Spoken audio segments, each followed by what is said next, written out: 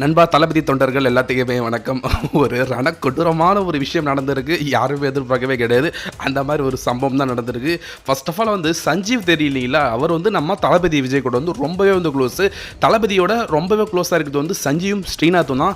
ஸ்ரீநாத் வந்து இப்போ தூத்துக்குடியில் எம்எல்ஏவாக இருக்காரு. அது மட்டும் கிடையாது, இப்போ அமைச்சராகவே இருந்துட்டு இருக்காரு. அவரை மாதிரியே வந்து சஞ்சீவும் வந்து தளபதி விஜய்க்கு வந்து ரொம்ப ரொம்ப க்ளோஸான ஒரு பர்சன் தான். ஆனால் இப்போ வந்திருக்க தகவல் என்னன்னா, இப்போ ஏற்கனவே வந்து நம்ம தளபதி விஜய் வந்து பெரம்பூர்ல நின்று இருந்தாரு, திருச்சி கிழக்கில் நின்று இருந்தார் இல்லைங்களா. அது ரெண்டுமே வந்து ஜெயிச்சிட்டாரு. அதில் திருச்சி கிழக்கு அப்படின்றது வந்து அவர் ராஜினாமா வந்து பண்ணிட்டாரு இல்லைங்களா.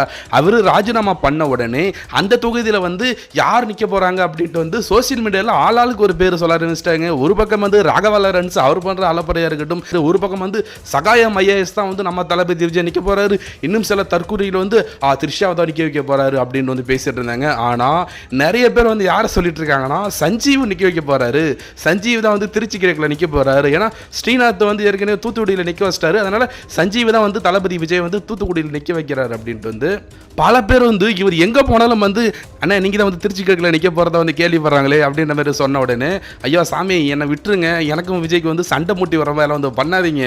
ஏற்கனவே என் நண்பன் விஜய் வந்து என்னை பார்த்து வந்து என்னடா நீ தான் சின்ன தளபதியாமே, அடுத்த விஜயெல்லாம் வந்து பேசிட்டு இருக்காங்க ஊருக்குள்ள அப்படின்னு நான் கலாய்ச்சிட்டு வர இருக்கான். இதில் அரசியல் அப்படி இப்படிலாம் பேசி மொத்தமாக எங்கள் ஃப்ரெண்ட்ஷிப்பை வந்து கட் பண்ண வச்சிடாதீங்க.